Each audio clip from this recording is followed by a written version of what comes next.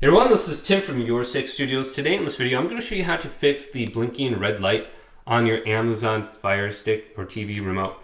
And typically the red light is an indication that there is a battery problem with your remote, so you might need to change that. But if you want to go and try to get rid of it, you could double press or spam the home button right here, and that typically X's out any kind of blinking light.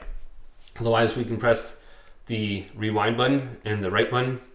Hold this down for about 5 seconds. 1, 2, 3, 4, 5. Press the button with the 3 lines on it.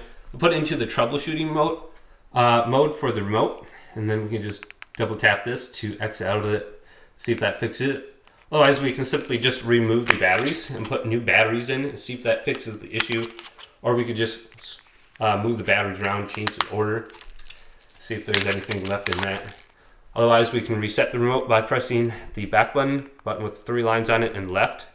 So 1, 2, 3, 4, 5, 6. And hold it down for about 15 seconds, just like this. And then you want to remove the batteries.